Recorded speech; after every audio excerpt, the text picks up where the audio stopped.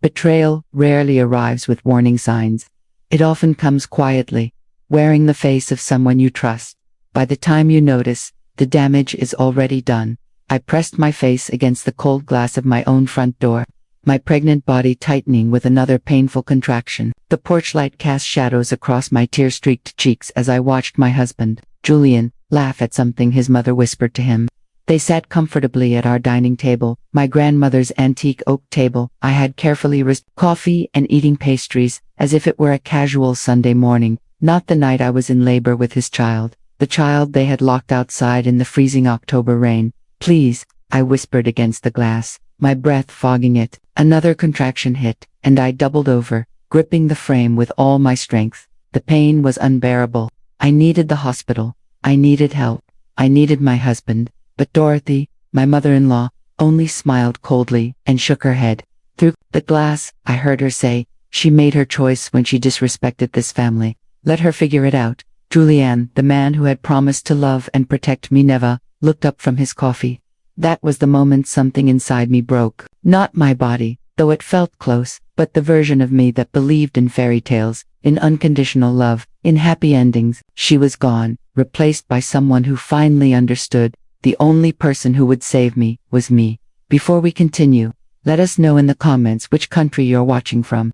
And if you're new here, subscribe to our channel. Support helps us bring more powerful real-life stories. 3 hours later, I gave birth alone, in a hospital room.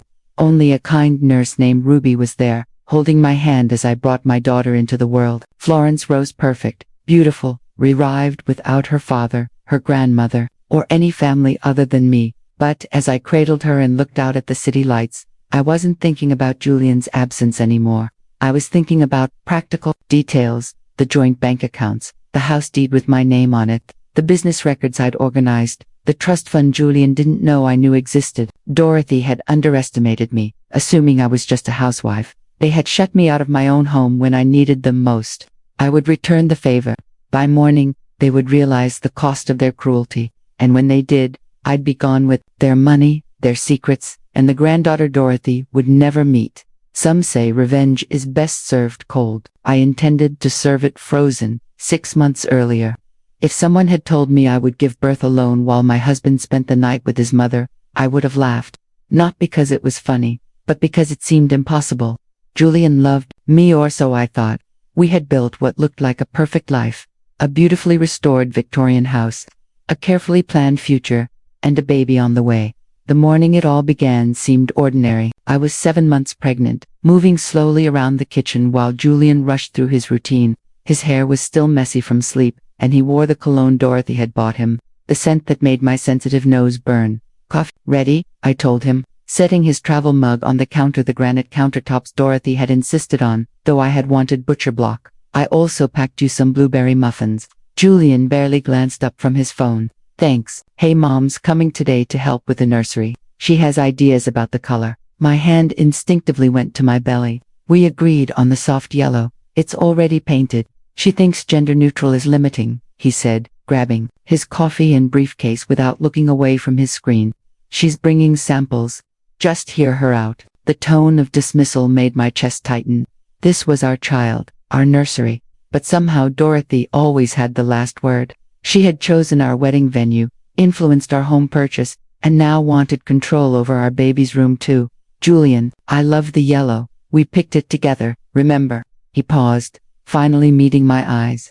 For a moment, I saw the man I had fallen in love with, the one who used to bring me flowers, who once cared deeply about my happiness. But it faded quickly. You know, Mom just wants what's best. She raised 3 successful kids. Maybe we should trust her judgment. Then he kissed my forehead, distracted, rushed gesture and left, mentioning he might be late because of work. I stood in the kitchen, the morning light shifting across the marble floors Dorothy had insisted on. Remembering how my opinions always seemed to be replaced by hers, my preferences painted over, my voice diminished. But I wanted more. I wanted Julian to choose me over his mother. I wanted a home where my child would see that my presence mattered. At exactly 10 o'clock, the doorbell rang. Dorothy was never early or late. She arrived with her usual poise cashmere coat, designer handbag, pearl earrings, and perfectly styled silver hair. Her sharp blue eyes, just like Julian's, scanned me with quiet judgment. "Madeline, darling," she said, both cheeks. "Tired? Are you sleeping enough? Stress isn't good for the baby." Within seconds, she had criticized my appearance and implied I was failing as a mother. That was her skill-cutting remarks, wrapped in politeness. "I'm fine, Dorothy. Just the usual pregnancy fatigue," I replied. Stepping aside, she swept into the house as if inspecting it, running her finger along the hall table for dust. "Julian mentioned you've been emotional lately. Mood swings are natural, but you need to manage them. Men don't like instability." My hands clenched, but I kept my voice steady. "I haven't been unstable. I just have opinions about our baby's nursery." Dorothy waved a hand at the color I'd chosen. Yellow. Such a dull choice. Children need energy around them, bright tones, gender-appropriate designs. Yellow is just too plain. From her purse, she pulled paint samples, as if she'd been waiting for this moment. Bright pink, electric blue, even purple with glitter accents that were overwhelming to look at. "But we don't know the baby's gender yet," I said quietly. "We wanted to keep it a surprise." Her smile was sharp. "Trust me, dear, a mother always knows. This child will be special. They deserve better than yellow." The word yellow left her mouth as though it were distasteful. For the next 2 hours, we stayed in the nursery while Dorothy pointed out how every decision Julian and I made was wrong. The crib was too plain, the mobile too simple. Even my grandmother's rocking chair, where generations of mothers in my family had nursed their babies, was, according to her, outdated and not suitable. "You should donate it," she said, running her polished fingers across the worn oak. "I know a wonderful shop with modern designs, much more appropriate." Something inside me gave way. "No." Dorothy raised her brows. "Excuse me." "The chair stays," I said firmly. "It's been in my family for generations. My baby will sit in it, just like I did, just like my mother did." The room felt colder instantly. Her blue eyes hardened, and her smile turned sharp. "Malini, I know you're attached to family items, but understand this. This baby is a Santino. They deserve only the best, not hand-me-downs from those who couldn't afford better." The comment struck deep. My family hadn't been wealthy, but we had been rich in the things that mattered: love, loyalty, and respect. Qualities money couldn't buy. "Get out."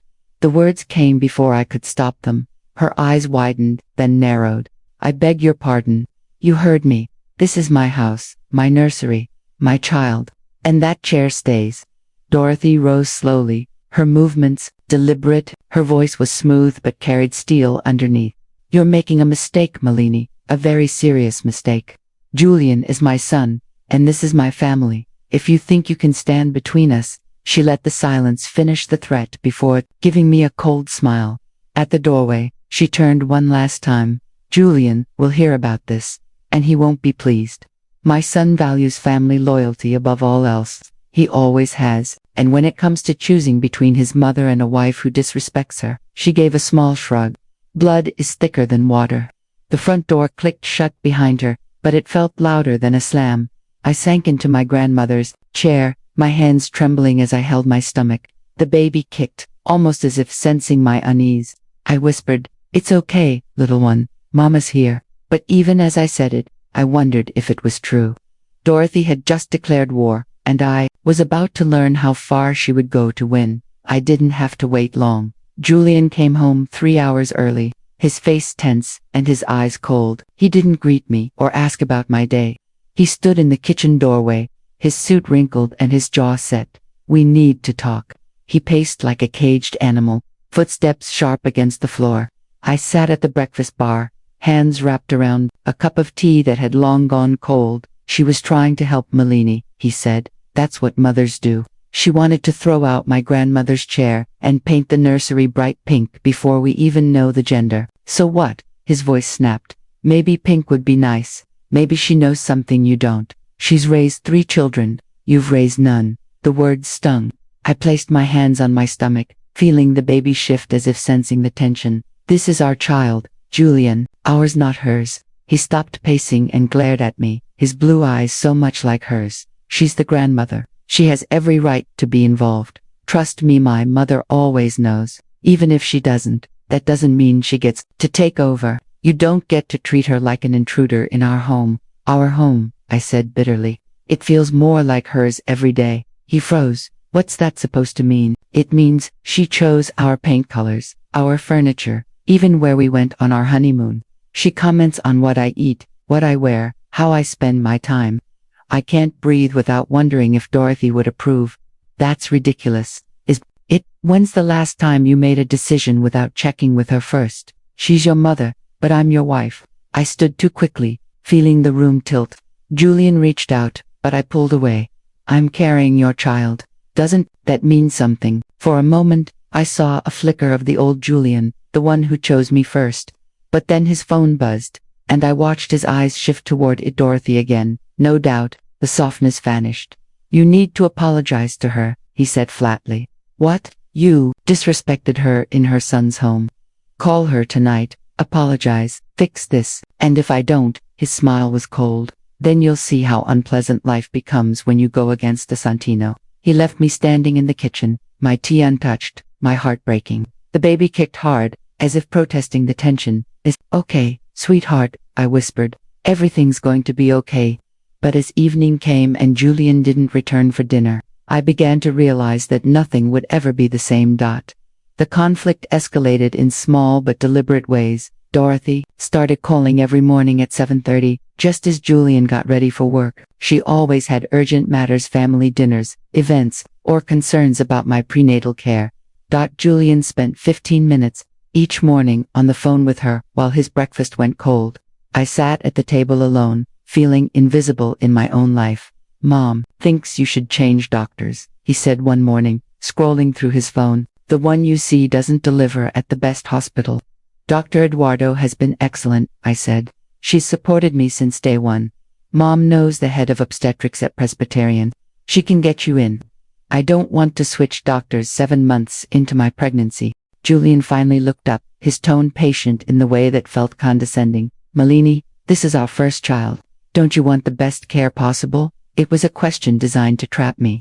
How could I argue against wanting the best for our baby without sounding unreasonable? But Dr. Eduardo was more than a doctor. She listened, cared, and treated me like a partner in this journey, not just a patient. Dr. Eduardo continued to provide excellent care, but even then, I couldn't escape the growing pressure from Julian's family.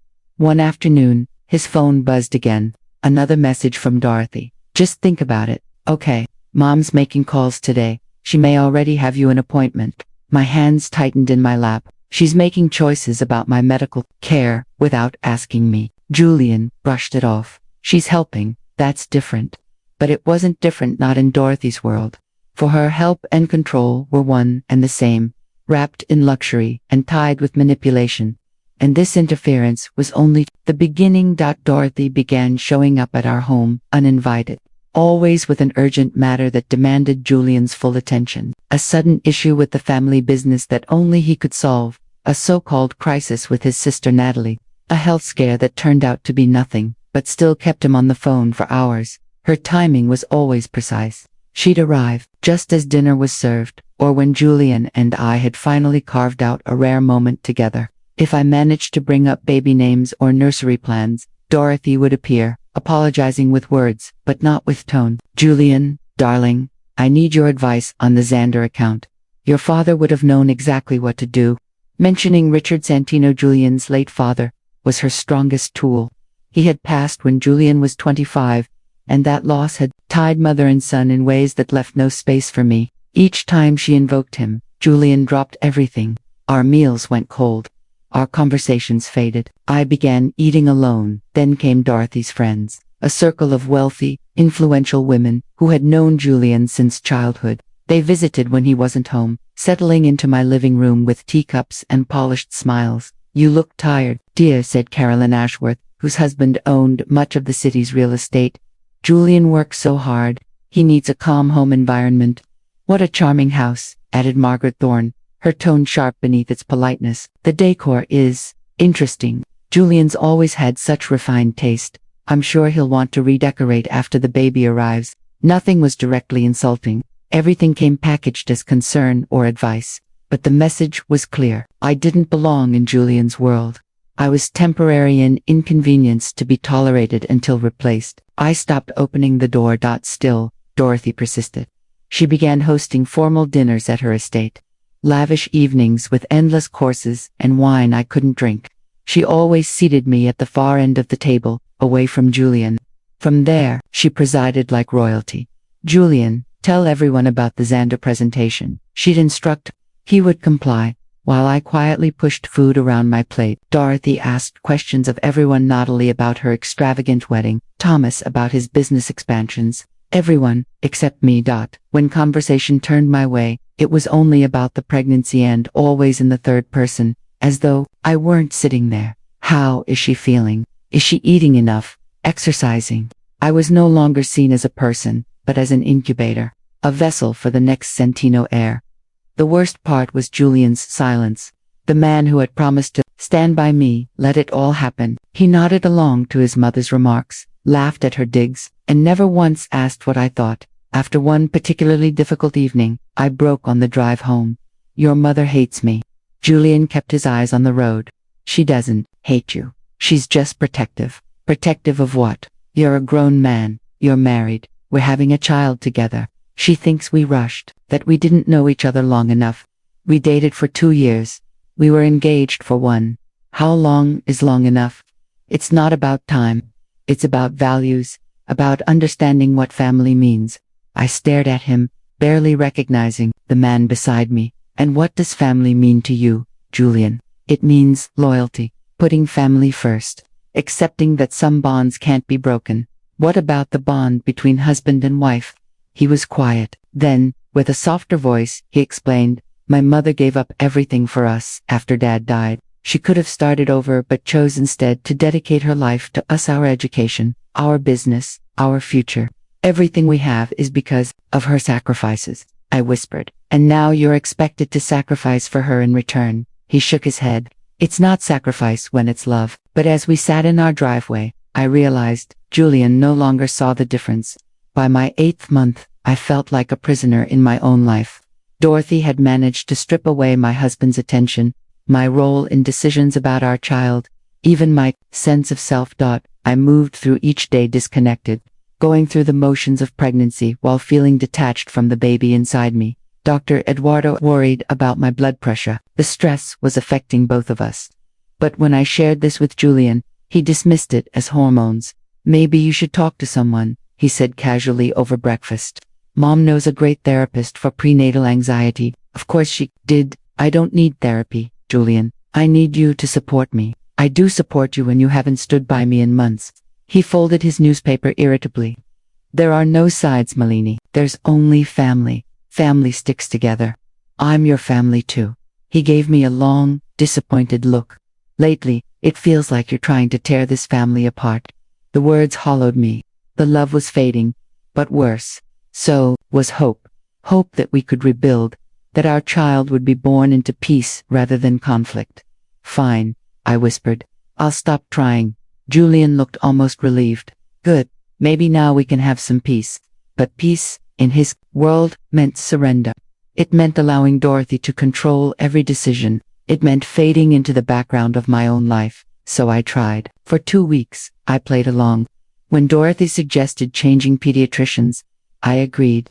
When she presented her chosen baby names, I smiled. When she hired a nanny without asking, I thanked her. Julian seemed happier than he had in months. He came home for dinner, brought flowers, spoke about the future with renewed excitement. The tension was gone, but it wasn't harmony. It was defeat. Mom thinks we should add an extension to the house, he said one evening, his arm resting around me as we watched television. A proper nursery wing, with space for a nanny's quarters. She already knows an architect. Of course she does. My voice carried a hint of exhaustion, though he didn't acknowledge it. And she's already put us on the waiting list for top preschools. Apparently, you have to apply before the baby is even born. I felt our child kick, placed my hand on my belly, and whispered silently, I'm sorry, little one. I tried to make this a better place for you.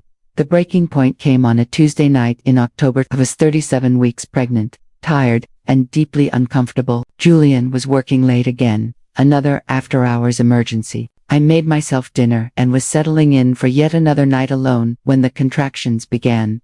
At first, I thought they were Braxton Hicks' false labor. I'd experienced those for weeks. But these felt different, stronger, more consistent. By 9 p.m., I was timing them 5 minutes apart, each lasting around 45 seconds. I called Julian. "I think this might be it," I said when he answered. "The contractions are getting stronger." "Are you sure? Remember what the doctor said about false labor?" Another contraction hit and I gripped the counter, breathing through the pain. "Pretty sure. Let me just finish up here." "Can you call Mom? She'll know what to do." "Julian, I need you to come home now."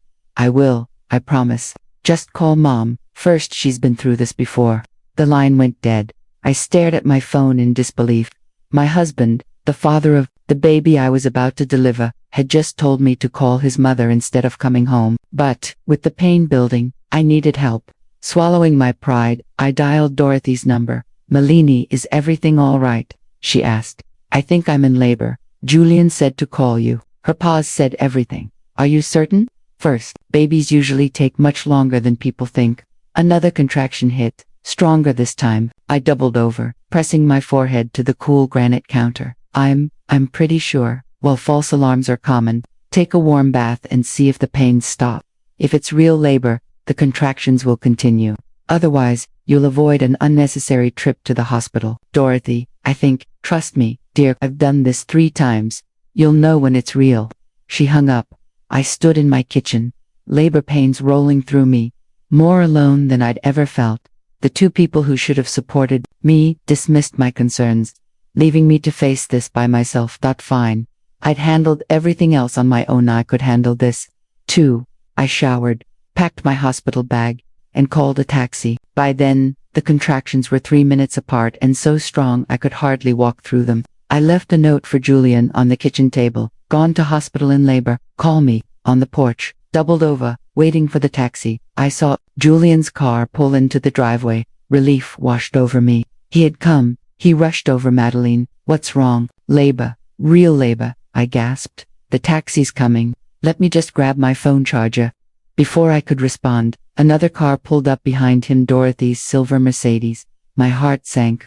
She stepped out, dressed elegantly in black with pearls, heels clicking against the pavement. "How is she?"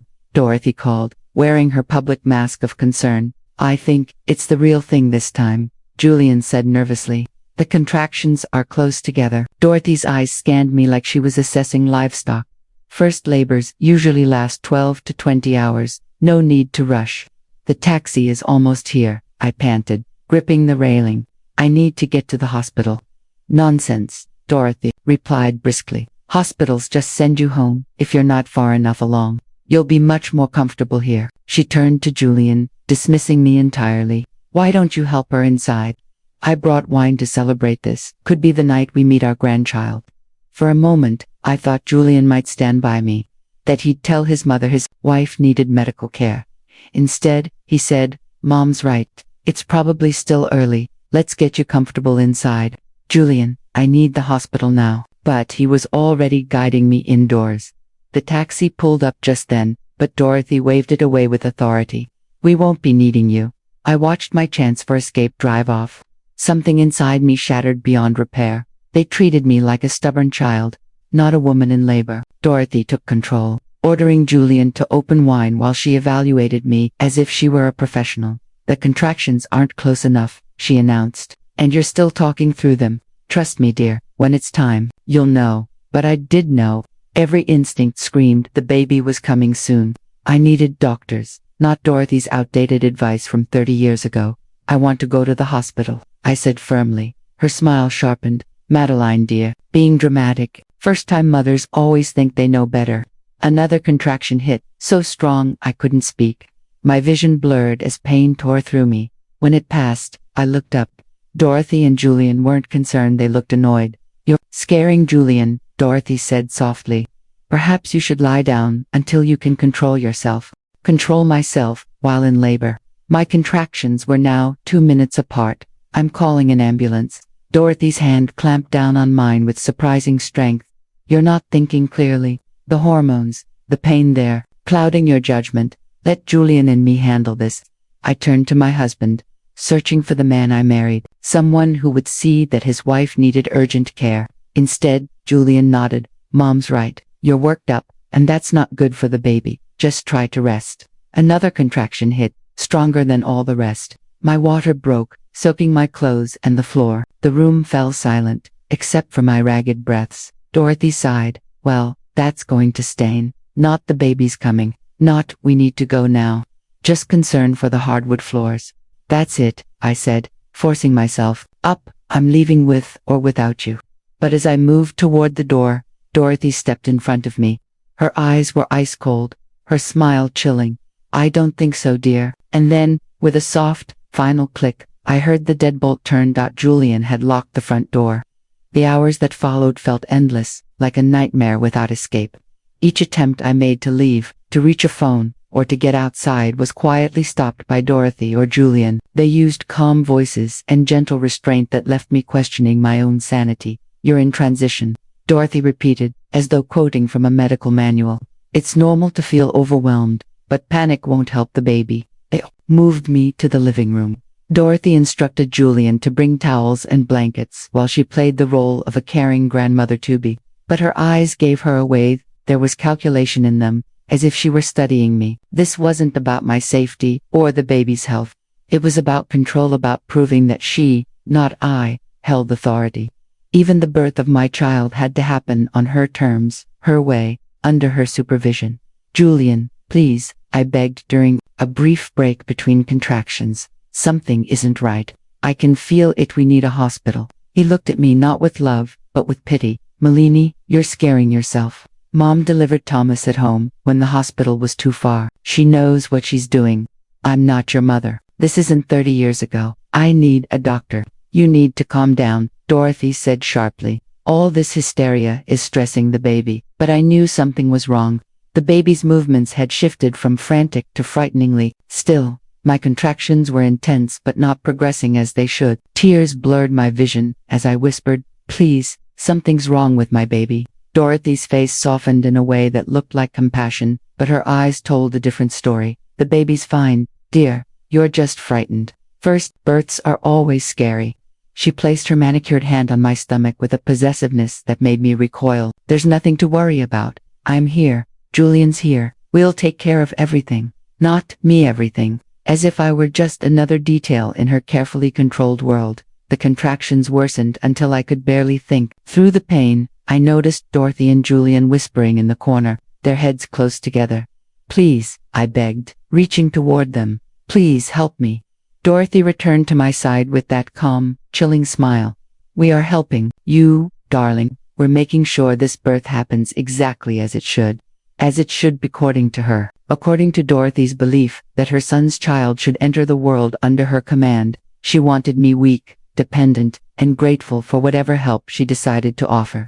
She wanted to be the savior while I became the helpless wife, and Julian was letting it happen. Hours blurred together in agony. I pleaded, reasoned, begged, but every effort to regain control was met with condescension and refusal. Dorothy's refrain never changed. You're not thinking clearly. Let us handle this. Finally, desperate for relief, I asked to step outside for air. Dorothy objected, but I refused. You can't go outside like this, she warned. Watch me. I stood on the porch, doubled over in pain, shaking as another contraction tore through me. The door was locked from inside. Pressing my face to the glass, I saw Julian laughing at something his mother said. They sat at our dining table, my grandmother's oak table. I had restored myself, drinking coffee and eating pastries as if it were a casual Sunday morning, not the night I was in labor with his child. My baby, I whispered, fogging the glass. Another wave of pain forced me to grip the frame with white knuckles. I needed the hospital. I needed my husband. I needed help. But Dorothy only smiled through the glass. She made her choice when she disrespected me. Let her figure it out, I heard her say. Julian didn't even look up. That was when I decided to call an ambulance, but when it arrived, Dorothy intercepted them. Suddenly, she announced, I think it's time for the hospital. Julian rushed to get the car. After hours of denying me, Dorothy had decided it was time because she was ready, not because I was in danger, barely conscious. I was helped into the car. Dorothy fussed with blankets and pillows. Don't worry, dear, she murmured. Soon, you'll see everything worked out exactly as it should. As Julian drove, I caught Dorothy's reflection in the rearview mirror. She was smiling not with concern, but with satisfaction. She had 1. At the hospital, things moved quickly. Nurses rushed me into delivery, their faces tight with concern. Dr. Eduardo appeared. Her presence the first comfort I'd felt in hours. "Malini, why didn't you come earlier? You're in active labor, and the baby's in distress." I tried to answer, but a contraction silenced me. Behind me, Dorothy was already talking, spinning her story. She was so frightened, poor thing. We tried to bring her earlier, but she insisted she wasn't ready. You know how first-time mothers are. Her lies painted me as irrational while she cast herself as the concerned grandmother. "We'll take good care of her," a nurse assured. "Why don't you and the father wait outside?" "Actually," Dorothy interrupted smoothly, "I'd like to stay. I have extensive experience with childbirth, and Malini tends to get overwhelmed." Dr. Eduardo looked at me. I could barely speak, but I forced the words out. "I want her out. Please just Julian." Dorothy's face paled with fury, but she couldn't argue in front of staff. "Of course, dear, whatever you think is best," she said tightly. But as she walked past my bed, she leaned down and whispered. Her voice was low, meant only for me. "This isn't over." The next hour blurred into medical procedures and sharp pain. Dr. Eduardo worked with calm focus, monitoring both me and the baby with the professionalism that Dorothy had only pretended to show earlier. "The baby's heart rate is falling," she told the nurses. "We need to deliver quickly." Bright lights, emergency steps, and Julian gripping my hand as the medical team worked to save our child, the child who had been at risk all evening, while Dorothy played doctor in our home. When Florence Rose finally entered the world small, perfect, and healthy, I cried from relief and exhaustion. Julian cried too, overwhelmed by the sight of his daughter and by how close we had come to tragedy. "She's beautiful," he whispered, his voice unsteady. "Malini, she's perfect." For a brief moment, holding our newborn, while Julian stroked my hair, I thought perhaps we could repair our relationship. Maybe parenthood would remind him of what mattered. Maybe Dorothy's interference would finally end. But then the door opened, and Dorothy swept in confidently, carrying flowers, and smiling in victory. "Oh, she's precious," she said, reaching for the baby without asking. "Absolutely perfect. She looks just like Julian did when he was born."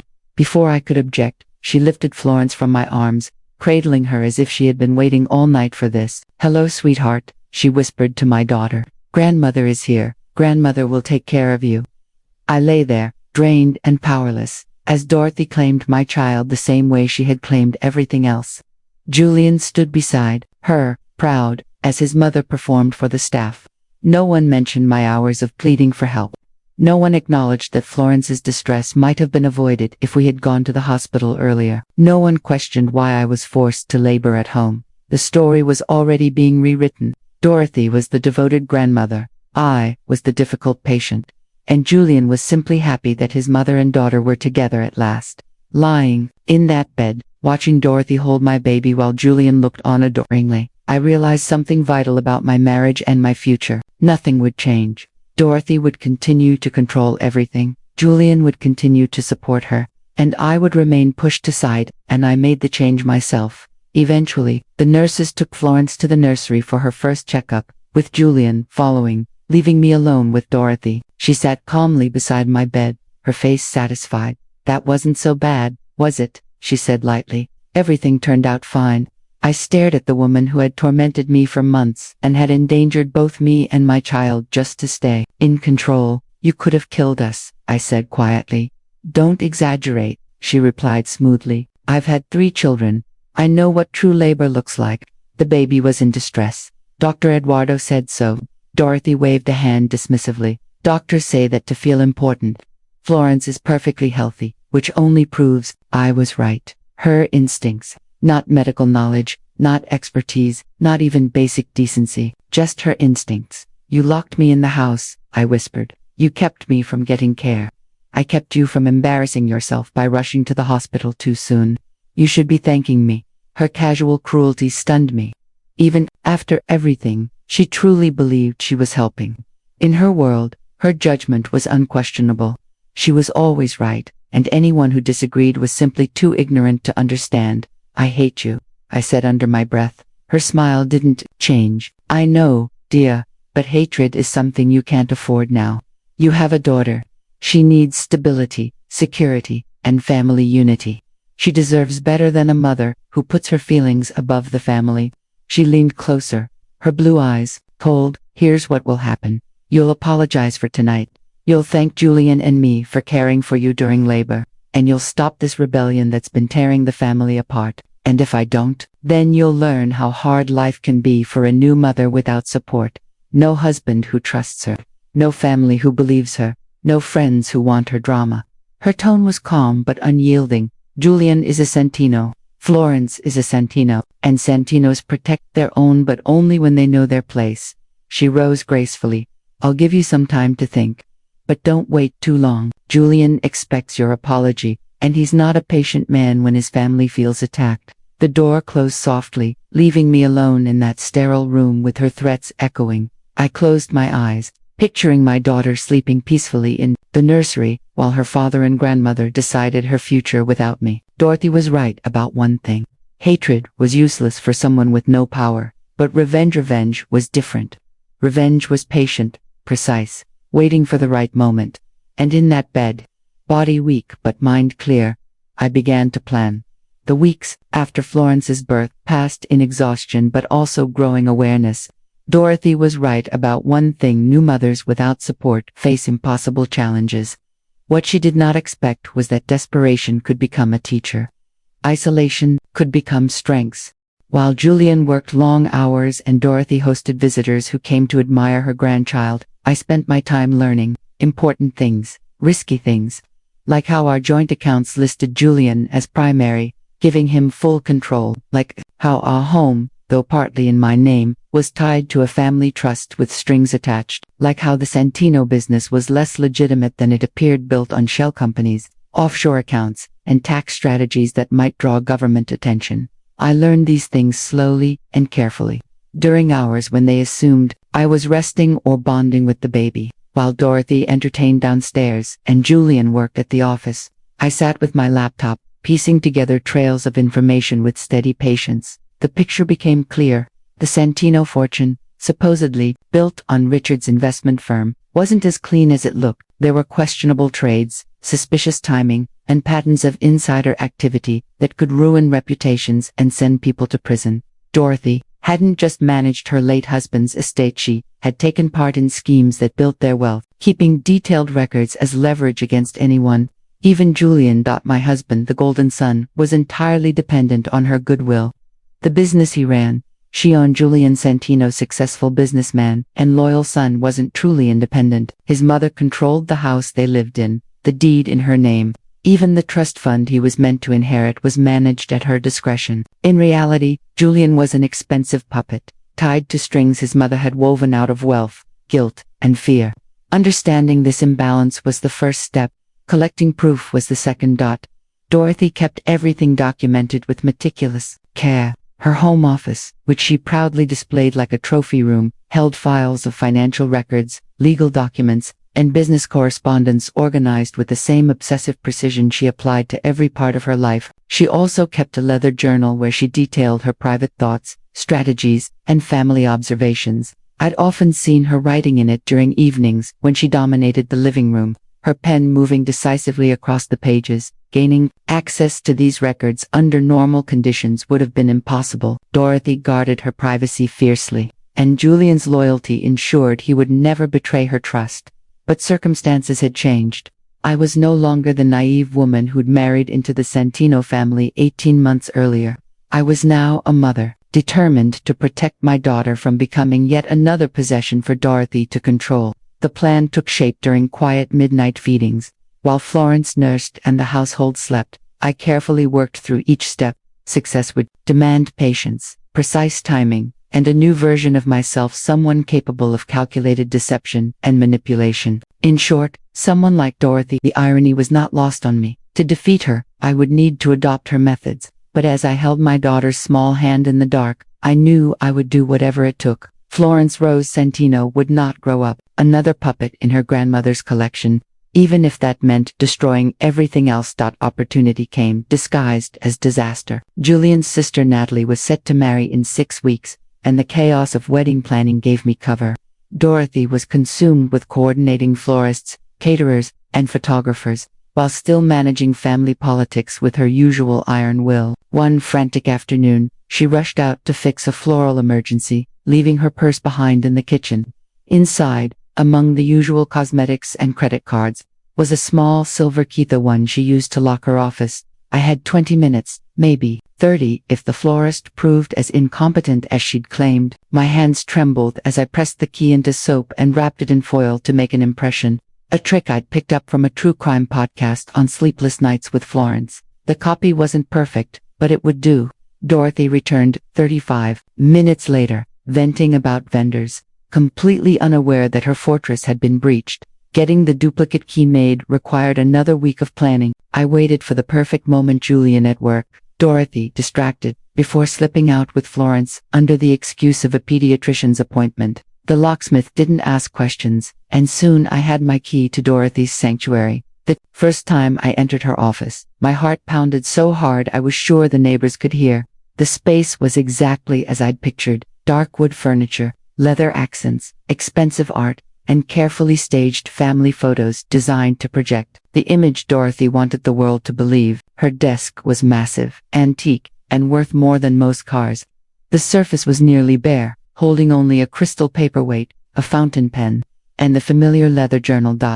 I photographed everything: financial records that revealed the structure of the Santino accounts, legal documents proving Dorothy's control of Julian's business, and correspondence with lawyers and accountants showing a very different picture of the family's wealth than the one they presented publicly. But the journal was the most damning. In her tidy handwriting, Dorothy reduced people to chess pieces, noting their weaknesses, outlining manipulation strategies, and coldly assessing potential threats. Her entries about me were particularly revealing. Melanie continues to resist integration into the family structure. Her working-class background makes her unsuited for the Santino name, but Julian's infatuation prevents direct action. Pregnancy may offer leverage. New mothers are more malleable, especially when isolated from support systems. The nursery incidents showed Melanie has more backbone than expected, but she lacks the strategic thinking to pose a true threat. Emotional manipulation remains most effective. Labor complications provided an excellent chance to demonstrate her instability. Julian now doubts her maternal instincts, which will aid future custody discussions if the marriage fails. The phrase custody discussions froze me. Dorothy wasn't only manipulating my marriage, she was preparing for its collapse, documenting evidence to take Florence away. I photographed every page, steadier now that I understood the scope of her threat. This was no longer about a controlling mother-in-law. It was survival. The financial records painted an equally dangerous picture.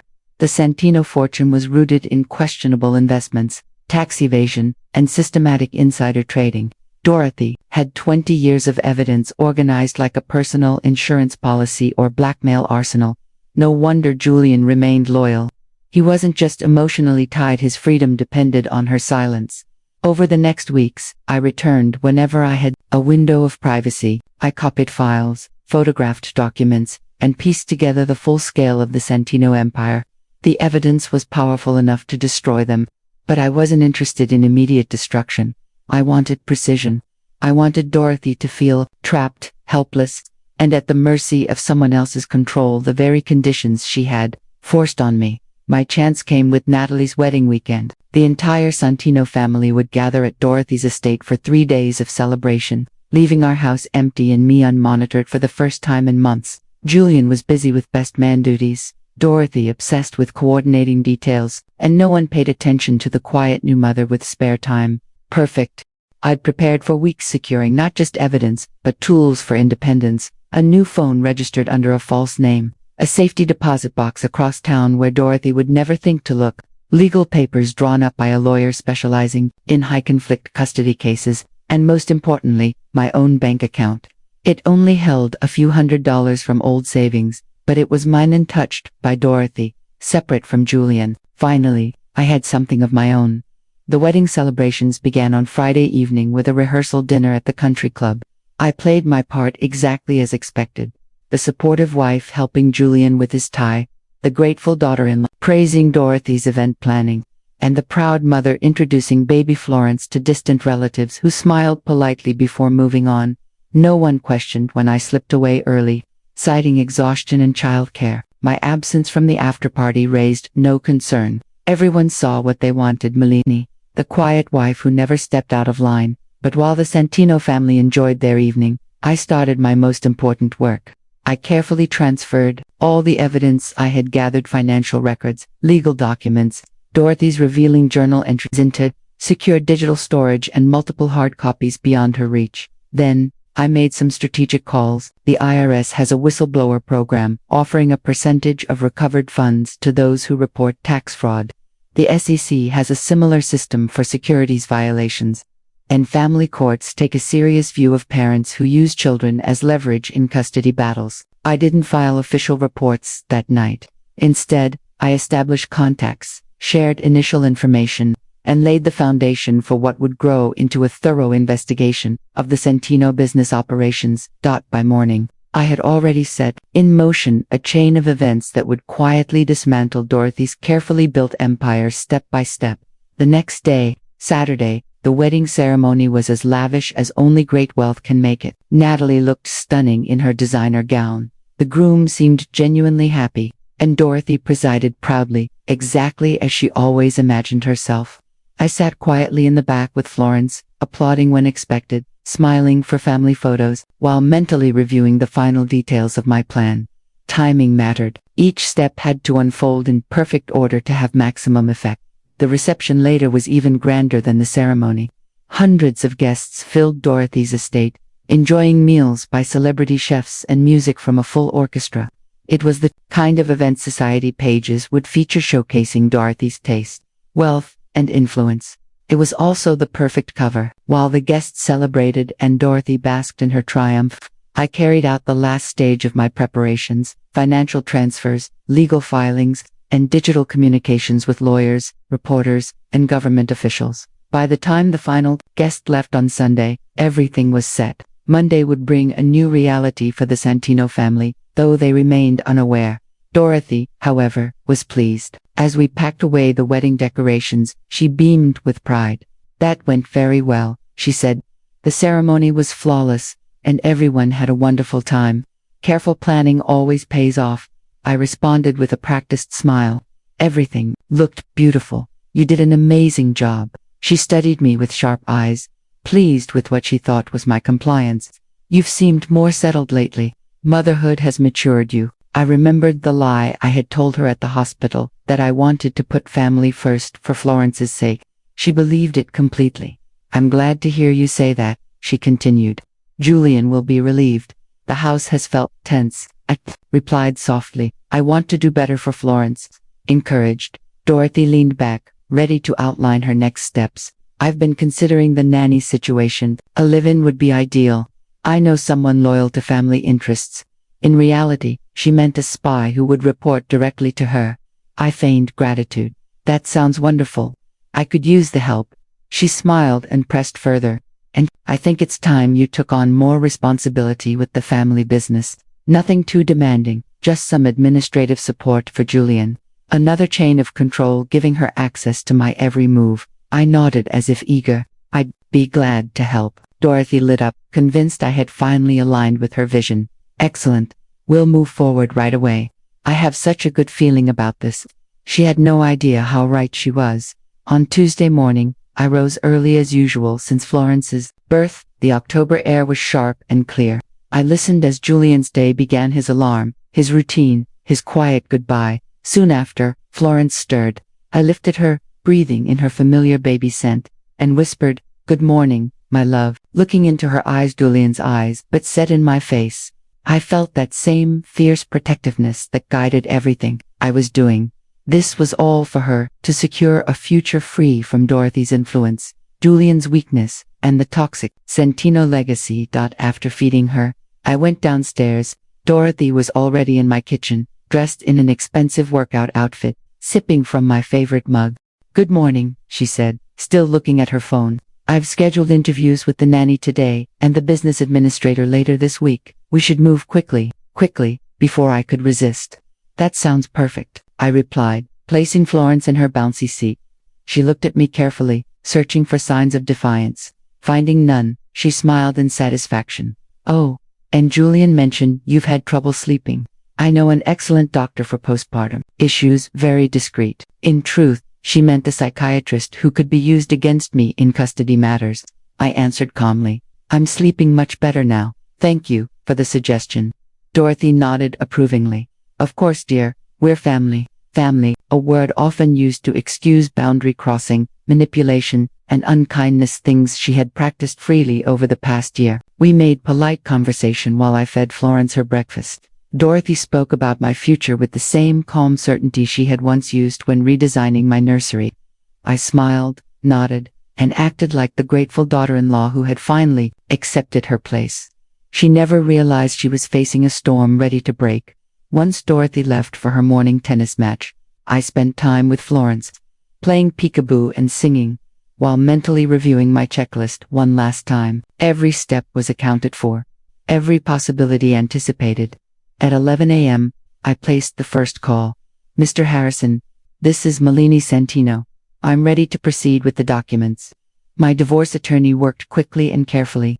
By evening, the papers would be ready to file. The custody motion, supported by Dorothy's own journal entries proving her interference, would be submitted at the same time. The second call went to the IRS agent who had shown interest in the Santino family's unusual accounting methods. Agent Zander, I have the additional files you requested. The third call was to a financial reporter known for exposing corporate misconduct. Miss Miller, yes, I'm ready to go on record. By noon, I had triggered a chain of events that would dismantle the Santino family's reputation, finances, and freedom.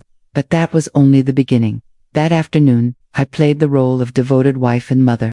I cleaned the house, made Julian's favorite dinner, and set the home to look calm and familiar. When Julian arrived at 6:30, I greeted him with a warm smile and a kiss. How was your day? I asked, taking his coat and briefcase like always. Good, busy. Mom says you're excited about the new arrangements. Very excited. I think it's exactly what we need. Relief spread across his face. The tension of past months seemed gone. His wife was agreeable, his mother satisfied, and his life appeared steady again. Dinner was pleasant. He spoke about work. I shared moments from Florence's day, and we planned our weekend like an ordinary couple. For a brief time, I almost remembered why I had fallen for him. Then Dorothy called, as she did nightly, and I watched his face light up with a warmth he hadn't shown me in months.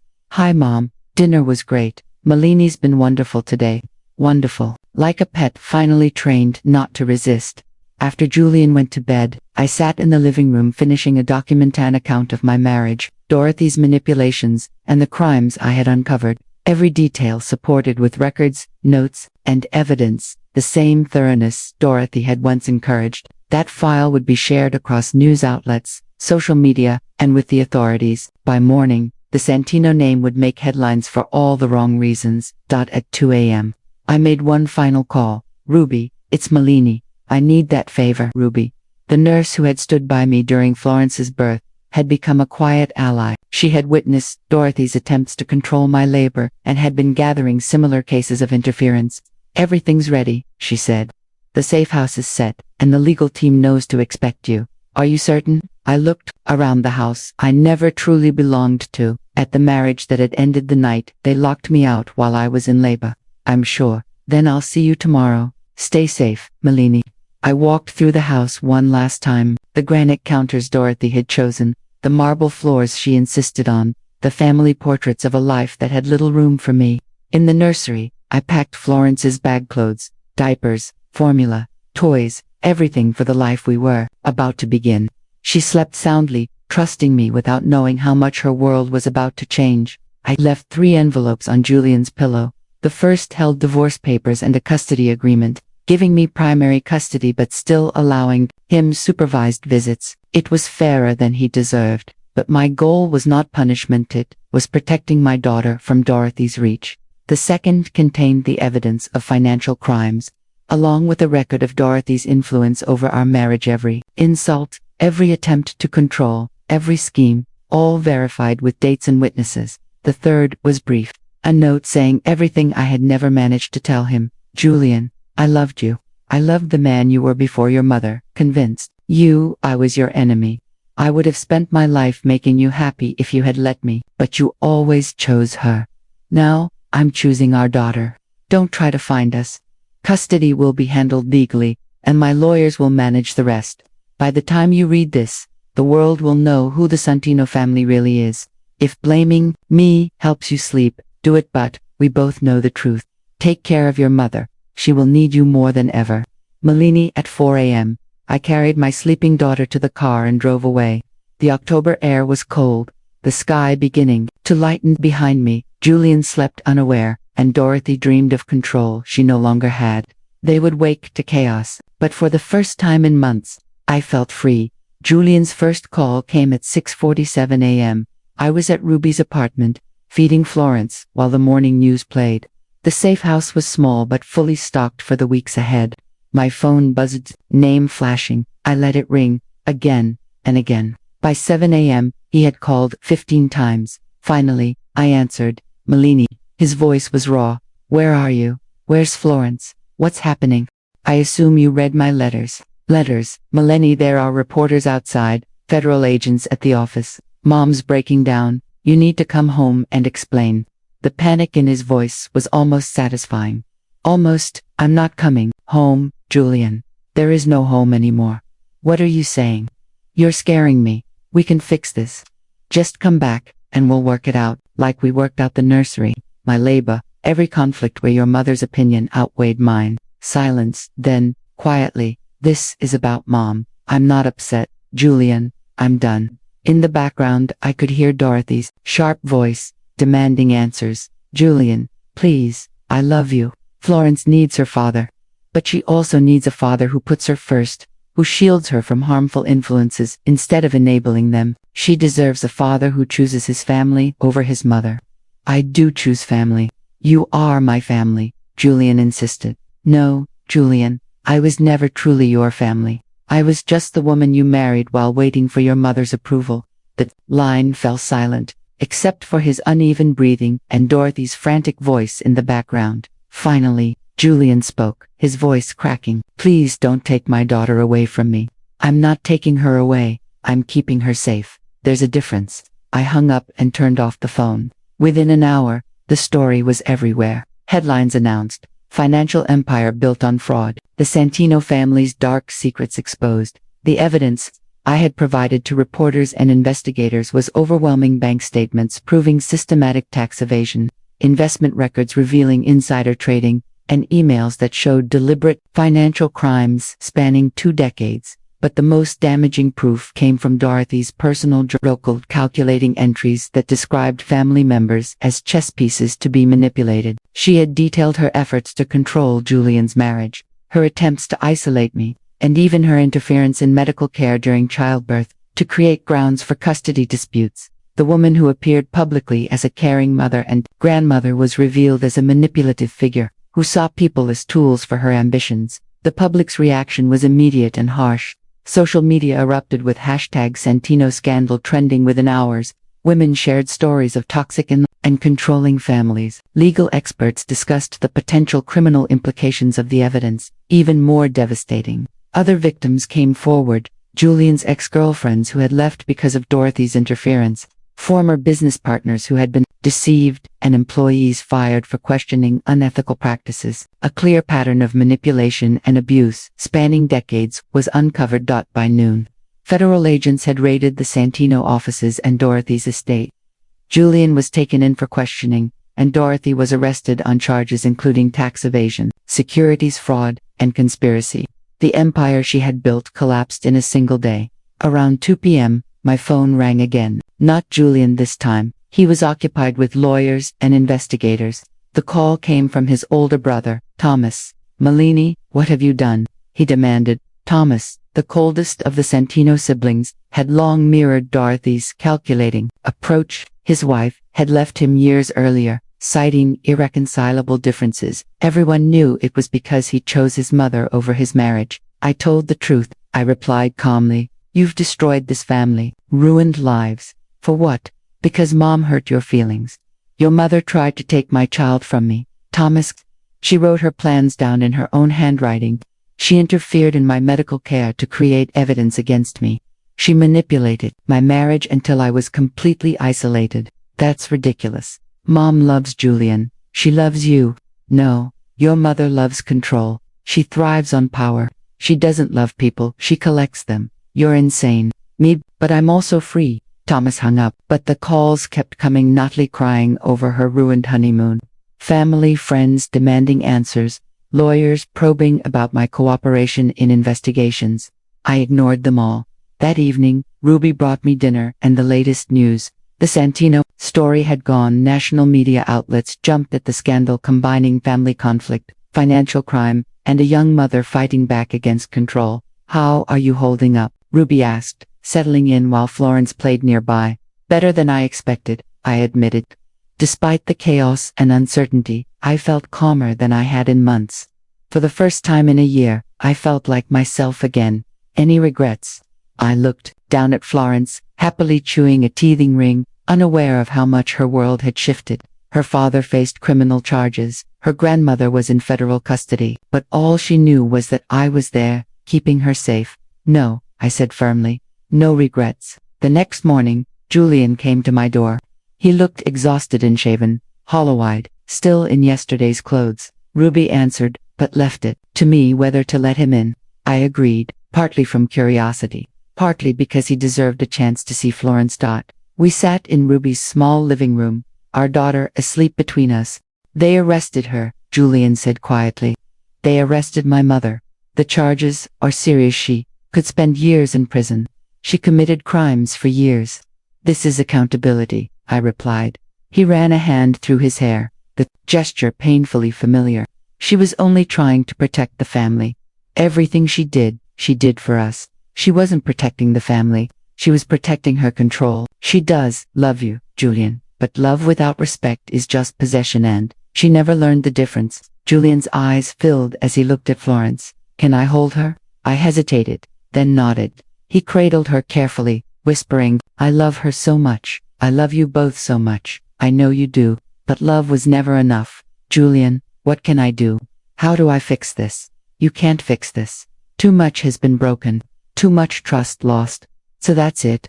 Our marriage is over because you and my mother couldn't get along. The old Julian was still there, minimizing, avoiding responsibility. Our marriage ended because when I needed you most, you chose her. When I was in labor and needed medical help, you locked me out and let your mother interfere with our child's life. We were trying to help stop. I raised a hand, weary of the same excuses. I don't need you to understand anymore. I don't need you to admit fault. I just need you to let us go. Julian held Florence for 10 more minutes, whispering apologies that came too late. When he finally handed her back, his face was wet with tears. I'll fight for custody. I'll fight for my daughter. You can try, I said, but the courts will see what everyone else has seen. They'll read your mother's own words about using Florence against me. They'll hear testimony about the night you denied me medical care during labor. I stood, signaling our conversation was finished. Julian made his choice, and I had to accept it. At the door, he paused, looked back once, and said, I really did love you, Malini. I know, I replied quietly. That's what makes this so sad. After he left, I sat in silence with Florence, grieving the life I thought we were, building the dream of raising children with Julian, of creating a family grounded in love and laughter, of growing old together. Those dreams were gone, undone by Dorothy's control, Julian's weakness, and my refusal to quietly step aside in their story. But new dreams began forming. Dreams of raising Florence in a home where her voice mattered, where respect was the foundation of love, where she would know her worth was never conditional. I wanted her to see she had the power to shape her own story, no matter others' expectations. Dreams of freedom. A year later, in the kitchen of our modest bungalow 3 states away from the Santino Empire, I watched Florence take her first steps between the couch and the coffee table. Come on, sweetheart, you can do it, I encouraged. Crouching with open arms, she stumbled, then proudly made 3 steps before falling into my embrace, laughing. That's my brave girl, I whispered, kissing her cheeks. The past year had been a whirlwind: court battles, media scrutiny, and the challenge of building a new life from nothing. The Santino scandal dominated headlines for weeks, exposing financial crimes and Dorothy's psychological tactics. Dorothy was sentenced to 8 years in federal prison. Julian received 5, with possible parole after 3. Thomas cooperated, serving 2 years plus community service and restitution. The family business dissolved, its assets seized, the mansions sold, the dynasty dismantled. But none of that mattered anymore. What mattered was the life Florence and I built: our sunny yellow kitchen, my grandmother's rocking chair, the garden I planted, the local moms group I joined, and the small freelance writing business I started. What mattered was freedom. Requests came from journalists and filmmakers eager to tell my story of a young mother who exposed a corrupt dynasty. I declined them all. This wasn't about revenge, or punishment, or even justice anymore. It was about healing. Florence and I built a daily rhythm without the Santino shadow. Simple freedoms: choosing our breakfast without Dorothy's judgment, making decisions based on what felt right, not on keeping the peace. We created routines of our own: morning walks where Florence greeted dogs and collected leaves, quiet naps in the rocking chair, evening baths filled with laughter, no one rushing us. The house became a true home. Every choice was mine: the paint, colors, the comfortable furniture, the refrigerator covered with Florence's artwork instead of formal portraits or social calendars. It was everything I had once dreamed of. While feeling trapped, my lawyer updated me on ongoing legal matters. Relatives tried contesting custody, but Dorothy's written plans to use Florence as leverage made their challenges fail.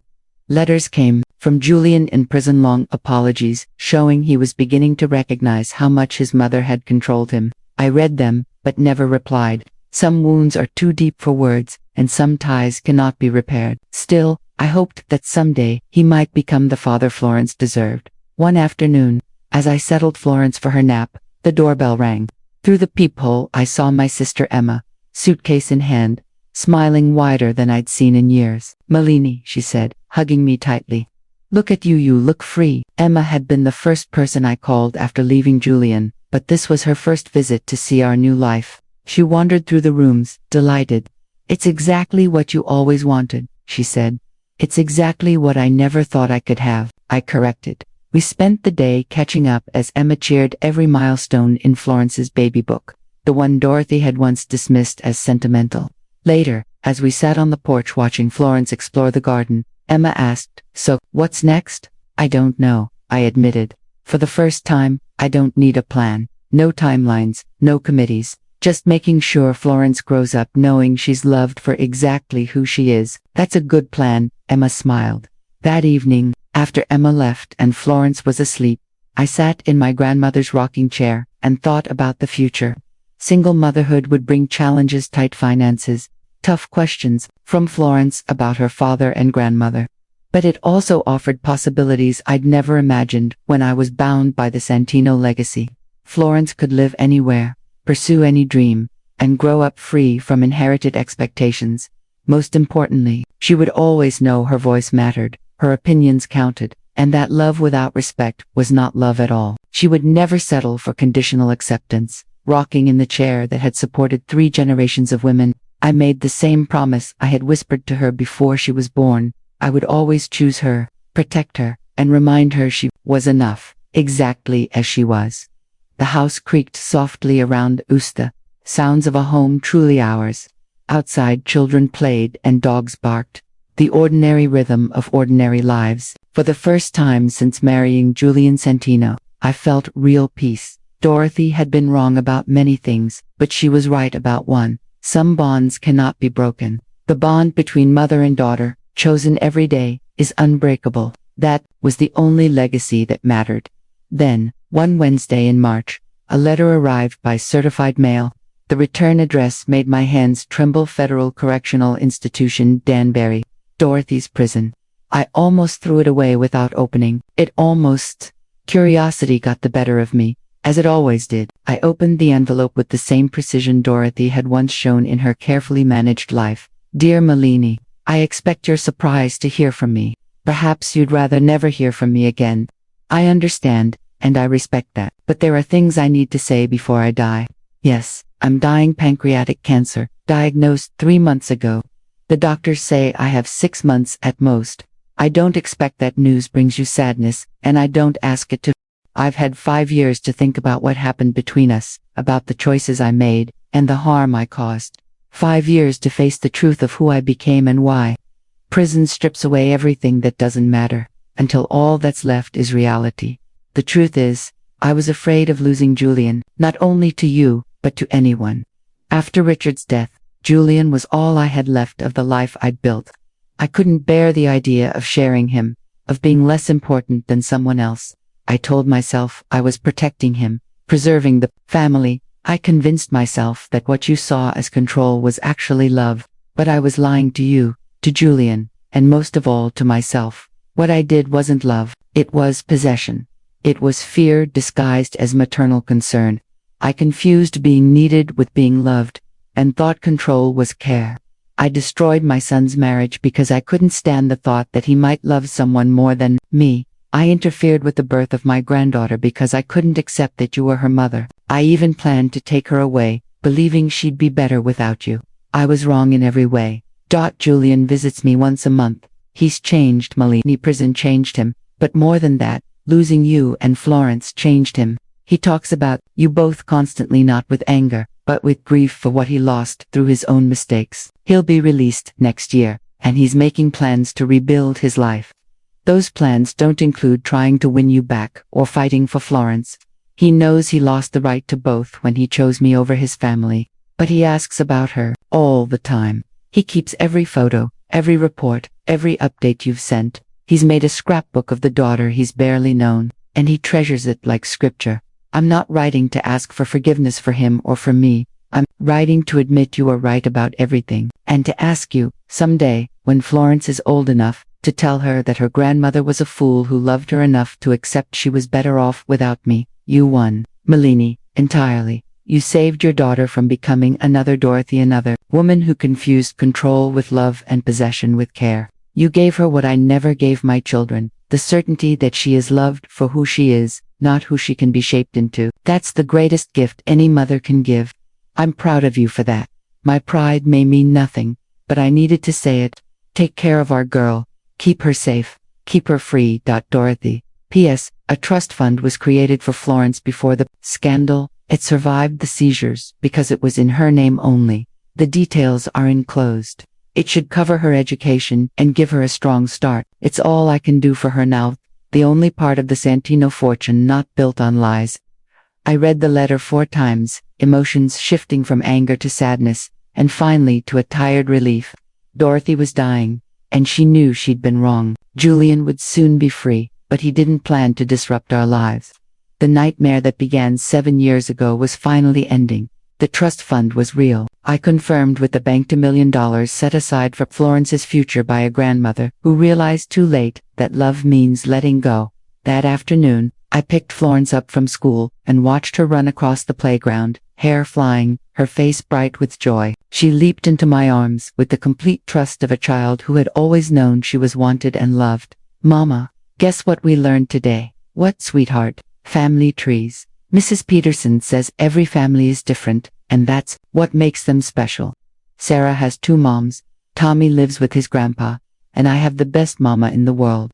She hugged me tightly. I breathed in the smell of dirt and strawberry shampoo. Pure childhood, full of innocence and possibility. You're pretty special yourself, Florence Rose. I know, she said with the confidence of a 6-year-old who had never been told she wasn't enough. Double quotes. Mrs. Peterson says, we'll draw our family trees tomorrow. Can you help me tonight? Of course. That evening, we sat at the kitchen table with colored pencils and paper, drawing her version of our family tree. It was simple but beautiful, just the 2 of us. Plus, Aunt Emma, her husband, their baby, Ruby, who was like a grandmother, and our neighbors, the Johnsons. What about Daddy? Florence asked. Pencil paused. She knew she had a father. I'd shown her pictures, told her age-appropriate stories about Julian, always saying he loved her but couldn't be here. She accepted it with the practicality children often do. You can put him on there if you want, she thought. Then drew a small stick figure at the edge of the paper. He's far away. But maybe someday he can visit. Maybe someday. I agreed. She didn't ask about grandparents. In her world, Ruby filled that role perfectly. Dorothy and Richard Santino were only names from stories no more real than book characters, and that was how I wanted it.